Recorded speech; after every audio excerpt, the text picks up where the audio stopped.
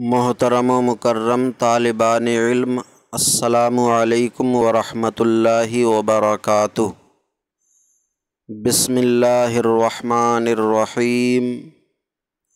الحمد للہ رب العالمین، والصلاة والسلام علی محمد سید المرسلین وعلی آلہ واصحابہ اجمعین۔ اللہم افتح علینا حکمتک وانشر علینا رحمتک یا ذا الجلال والاکرام۔ محترم ناظرین، اس کتاب ہدایۃ النحو میں آج ہمارا سبق ودخول لام التعریف سے ہے۔ یہ اسم کا بیان چل رہا ہے۔ اس سے پچھلی ویڈیو سبق میں ہم نے علامتہ سے والاضافۃ نحو غلام زید تک سبق سماعت کیا تھا۔ آج ہمارا سبق دخول لام التعریف سے رہے گا، تو شروع کر رہے ہیں۔ دخول لام التعریف، اور لام تعریف کا داخل ہونا۔ دخول لام التعریف، لام تعریف کا داخل ہونا۔ تعریف معرفہ بنانا، معرفہ بنانے کے لیے جو عربی میں الف لام آتا ہے تو اس الف لام کا داخل ہونا۔ اب انہوں نے دخول الالف واللام نہیں فرمایا، بلکہ کہا ہے دخول لام التعریف، تعریف کا لام، یعنی معرفہ بنانے کے لیے لام، معرفہ بنانے کے لیے صرف لام کو قرار دیا۔ تعریف کے لام کا داخل ہونا، تو معرفہ بنانے کے لیے لام ہی ہے۔ الف لام میں جو الف ہے وہ تعریف کے لیے نہیں ہے۔ اگر اس کو بھی تعریف کے لیے مانا ہوتا، یعنی دونوں ملا کر اگر یہ تعریف کے لیے مانتے تو اس طرح فرماتے دخول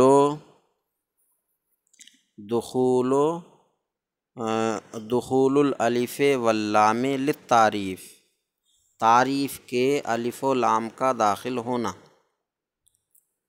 تعریف کے الف و لام کا داخل ہونا۔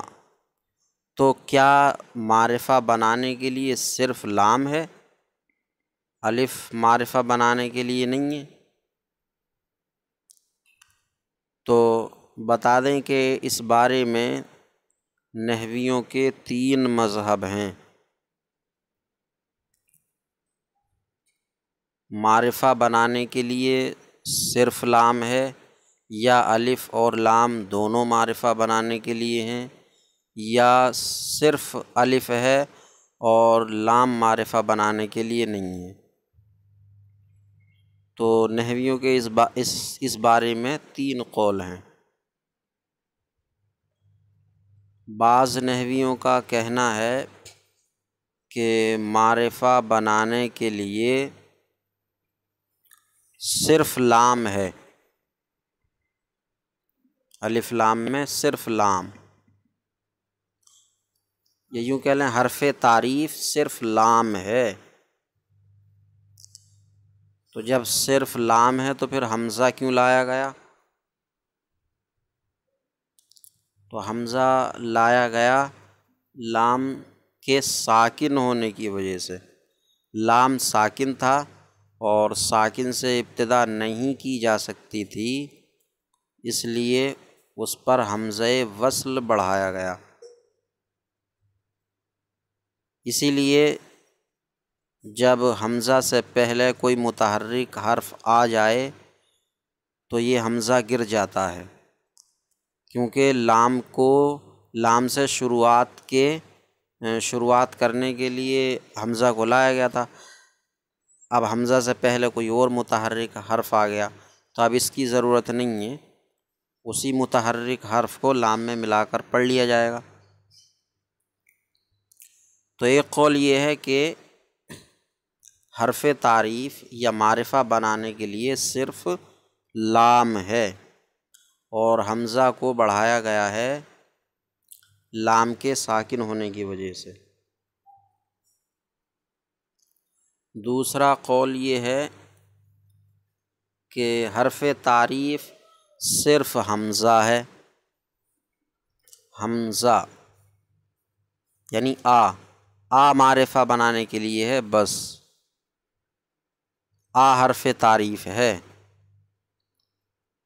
تو جب آ حرف تعریف ہے تو پھر لام کو کیوں لایا گیا؟ تو لام کو اس لیے لایا گیا تاکہ اس تعریف والے حمزہ میں اور استفہام والے حمزہ میں فرق ہو جائے۔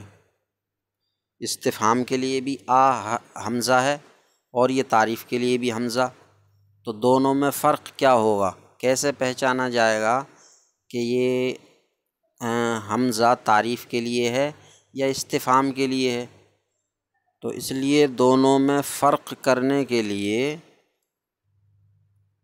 تعریف والے حمزہ کے بعد لام کو بڑھا دیا گیا۔ تیسرا قول یہ ہے کہ حرف تعریف الف اور لام دونوں مل کر ہے، حرف تعریف الف لام دونوں مل کر، یعنی دونوں حرف تعریف ہیں، دونوں ہی ایک لفظ ہیں۔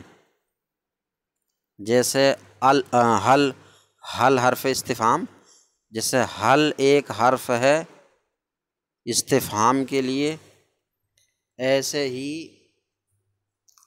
ایک حرف ہے تعریف کے لیے۔ تو یہ تین قول ہوئے الف لام کے بارے میں۔ تو اب صاحب ہدایت النحو کے نزدیک جن لوگوں نے حرف تعریف لام کو بتایا ان کی بات پسندیدہ تھی،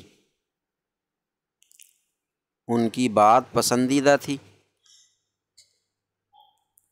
اسی لیے دخول لام تعریف فرمایا، تعریف کے لام کا داخل ہونا، لام حرف تعریف لام کو قرار دیا۔ ان کے نزدیک ان نحویوں کا قول پسندیدہ تھا جنہوں نے کہا کہ حرف تعریف صرف لام ہے اور حمزہ کو بڑھایا گیا ہے لام کے ساکن ہونے کی وجہ سے۔ تو دخول و لام تعریف، لام تعریف کا داخل ہونا، جیسے الرجل، تو اگر کسی بھی لفظ پر لام تعریف داخل ہے تو ہم اس لام تعریف کو دیکھ کر کہہ سکتے ہیں کہ یہ اسم ہے، جیسے الرجل، تو الرجل کو اس پر الف لام دیکھ کر کہا جا سکتا ہے کہ یہ اسم ہے۔ والجر والتنوین یا والجر والتنوین دونوں اعراب آ سکتے ہیں۔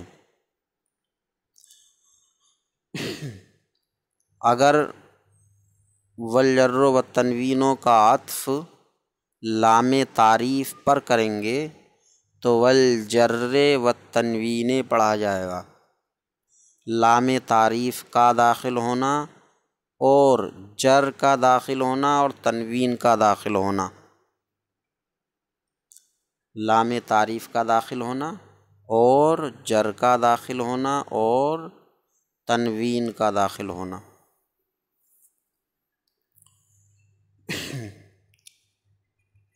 اور اگر جر اور تنوین کو لام تعریف پر نہیں بلکہ دخول پر عطف کریں کہ اسم کی ایک علامت لام تعریف کا داخل ہونا ہے اور ایک مجرور ہونا ہے، جر مجرور ہونا اور تنوین ہونا، منون ہونا۔ تو اسم کی ایک علامت لام تعریف کا داخل ہونا اور مجرور ہونا اور منون ہونا۔ تو پھر والجر والتنوین پڑھا جائے گا اگر دخول پر عطف کریں گے۔ تو خلاصہ یہ ہے کہ اگر دخول پر عطف کیا جائے گا والجر والتنوین کا تو یہ مرفوع پڑھے جائیں گے والجر والتنوین، اور اگر لام تعریف پر عطف کریں گے تو یہ والجر والتنوین پڑھا جائے گا۔ مجرور ہونا اور منون ہونا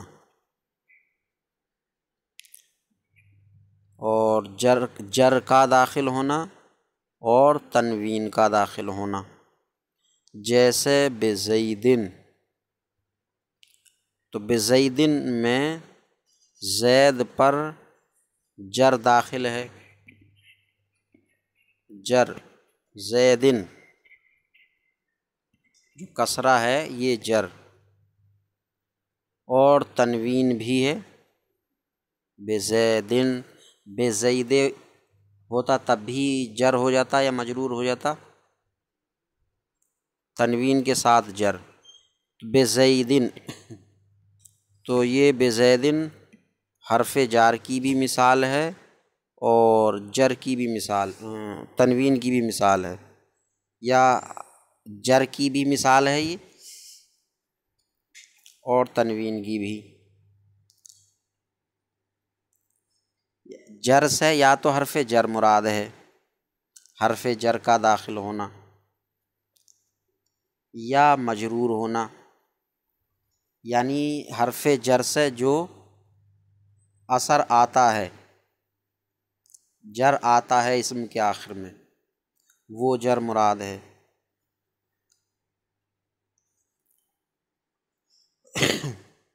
تو جر اور تنوین کا ہونا جیسے بزیدن، تو بزیدن میں با حرف جار ہے اور بزیدن آخر میں اسی حرف جار کی وجہ سے جر بھی ہے۔ تو یہ جر یا حرف جر دونوں ہی اسم کی علامتیں ہیں۔ والتنوین اور تنوین، والتثنیۃ والجمع والنعت والتصغیر والنداء۔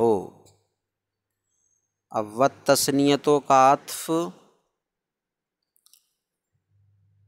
دخول پر تو ہو سکتا ہے لیکن لام تعریف پر نہیں ہو سکتا، تو اس کو والتثنیۃ والجمع والنعت والتصغیر والنداء نہیں پڑھ سکتے، بلکہ والتثنیۃ والجمع یعنی مرفوع ہی پڑھا جائے گا، مرفوع ہی پڑھا جائے گا، کیونکہ اگر لام تعریف پر عطف کیا جائے ان کا تو ہوگا تثنیہ، جمع، نعت، تصغیر، ندا کا داخل ہونا۔ تو تثنیہ، جمع، ندا یا تصغیر یہ سب داخل نہیں ہوتے ہیں، تو اس لیے اس کا عطف لام تعریف پر نہیں کیا جا سکتا، دخول پر عطف ہوگا۔ تو والتثنیۃ اور تثنیہ ہونا، والجمع اور جمع ہونا، تو تثنیہ اور جمع ہونا یہ اسم کی علامت ہیں، اسم کی پہچان ہے۔ کسی بھی لفظ کو تثنیہ یا جمع دیکھ کر یہ کہا جا سکتا ہے کہ یہ اسم ہے۔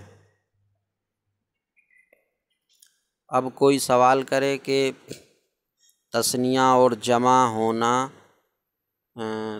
یہ اسم کی علامت کہاں ہے؟ فعل بھی تثنیہ اور جمع ہوتا ہے، جیسے فعل، فعلا، فعلوا، تو فعلا تثنیہ فعل ہے، فعلوا جمع فعل ہے، تو تثنیہ اور جمع ہونا یہ اسم کی علامت کہاں ہے؟ فعل بھی تثنیہ جمع ہوتا۔ تو اس کا جواب یہ ہے کہ فعلا اور فعلو میں جو آپ نے فعل کو تثنیہ اور جمع سمجھا، یہ آپ کی غلط فہمی ہے۔ فعلا فعلو میں فعل جمع یا تثنیہ نہیں ہے، فعل تو فعلا لام تک ہے، اس کے بعد جو الف ہے یہ تثنیہ ہے، یہ ہے تثنیہ، یہ الف جو ہے یہ تثنیہ ہے، اور یہ ہے الف ضمیر، الف ضمیر ہے، اور ضمیر اسم ہی ہوتا ہے، تو تثنیہ اسم ہی ہوا، تثنیہ اسم ہی ہوا۔ ایسے ہی فعلو، فعلو میں فعلو فعل جمع نہیں ہے بلکہ فعلو لام تک فعل ہوا، جس کا معنی ہے کیا، اور واو یہ ہے جمع، اور یہ ہے ضمیر، اور ضمیر ہے اسم، تو جمع اسم ہی ہوا۔ تو تثنیہ اور جمع ہونا یہ اسم کی علامت پہچان ہے، فعل تثنیہ اور جمع نہیں ہوتا۔ فعلا فعلو میں فعل تثنیہ یا جمع نہیں ہے بلکہ فعل کے ساتھ جو یہ ضمیریں لگی ہوئی ہیں فاعل کی، یہ تثنیہ یا جمع ہیں۔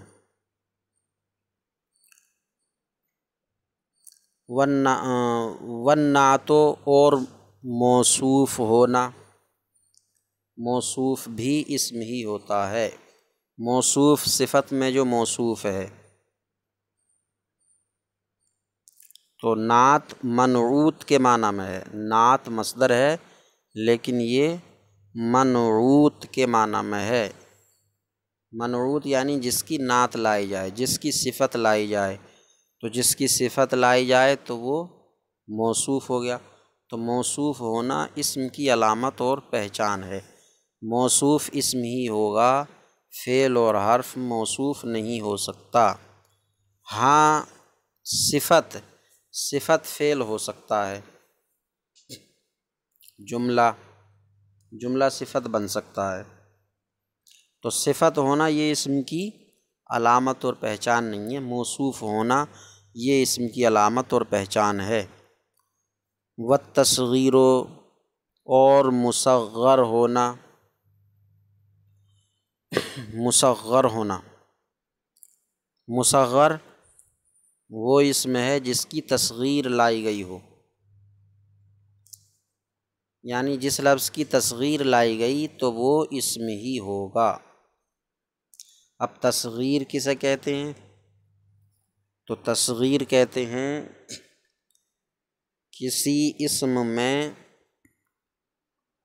کچھ تبدیلی کرنا، کچھ مخصوص بدلاؤ کرنا، تاکہ وہ بدلاؤ اسم کے اچھا یا برا یا چھوٹا ہونے کو بتائے،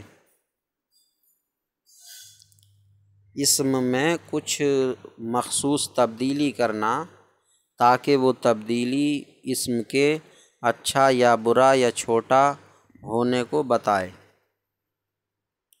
جیسے اردو میں ایک لفظ ہے کتاب، کتاب، اب اس کتاب سے کر دیا گیا، اس میں کتاب میں تبدیلی کر دی گئی، کچھ مخصوص بدلاؤ کر دیا گیا اور بنا دیا گیا کتابیہ، کتابیہ، تو اب یہ اسم کے چھوٹا ہونے کو بتا رہا ہے کہ کتاب کا معنی ہے بڑی کتاب اور کتابیہ چھوٹی کتاب۔ ایسے ہی اچھائی کو بتائے، جیسے اردو میں ہے بیٹا، بیٹا، تو اب بیٹے سے بٹیا کر دیا گیا، پیار میں، اچھائی میں۔ اور اردو میں ہے کالا، تو کالا سے کلوٹا کر دیا گیا اور برائی کے لیے۔ تو اسم میں کچھ مخصوص بدلاؤ کرنا تاکہ وہ بدلاؤ اسم کے اچھا یا برا یا چھوٹا ہونے کو بتائے۔ تو جیسے اردو میں یہ بدلاؤ کیا گیا ہے ایسے ہی عربی میں بھی کیا جاتا ہے۔ تو یہ بدلاؤ کرنا، تبدیلی کرنا، یہ تو تصغیر ہے، اور جس اسم میں کیا جائے، جس اسم میں یہ مخصوص بدلاؤ تبدیلی کی جائے اس اسم کو مصغر کہتے ہیں۔ تو مصغر ہونا یہ اسم کی پہچان ہے، علامت ہے۔ والتصغیر، اور مصغر ہونا، والنداء، اور منادا ہونا۔ منادا یعنی جس پر حرف ندا داخل ہو۔ حرف ندا کتنے ہیں، کون کون سے ہیں، وہ اس کتاب میں آگے آ جائیں گے۔ ایک حرف ندا ہے یا، ایک حرف ندا ہے یا۔ تو جیسے یا اللہ ہو، تو اللہ منادا ہے یا حرف ندا ہے؟ اللہ پہ یا حرف ندا داخل ہے، تو جس پر حرف ندا داخل ہو منادا۔ تو اللہ کو یہ دیکھ کر کہ یہ منادا ہے کہہ سکتے ہیں کہ یہ اسم ہے۔ اب اس میں مثال نہیں دی ہے، مشہور ہونے کی وجہ سے مثال نہ دی ہوگی۔ والتثنیۃ، تثنیہ کی بھی مثال نہیں دی، تو تثنیہ کی مثال رجل سے رجلان، جمع کی رجل سے رجال، مصغر کی نحمیر میں جیسے قریش دیے، قریش،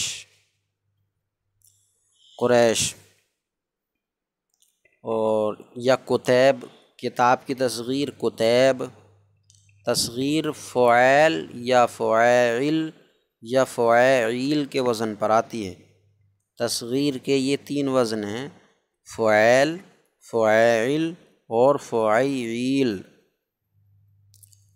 تو کتاب کی تصغیر کتیب، تو اس کا معنی ہوگا کتابیہ، کتیب کا معنی کتابیہ۔ والندا، ندا کی مثال ہو ہی گئی، جیسے یا اللہ۔ فَإِنَّ كُلَّ هَٰذِهِ خَوَاصُ الْإِسْمِ، تو بے شک یہ سب اسم کی علامتیں ہیں، اسم کے خاصے ہیں۔ میں نے پہلے ہی بتایا تھا کہ خاصہ، علامت، پہچان سب کا معنی ایک ہی ہے۔ تو فَإِنَّ كُلَّ هَٰذِهِ، تو یہ سب خواص الاسم، اسم کے خاصے ہیں، یعنی یہ ساری باتیں مسند الیہ ہونا، اضافت ہونا، لام تعریف کا داخل ہونا، جر تنوین ہونا، تثنیہ جمع اور نا تصغیر ندا ہونا، یہ سب اسم میں ہوں گے، فعل اور حرف میں یہ سب نہیں ہوں گے۔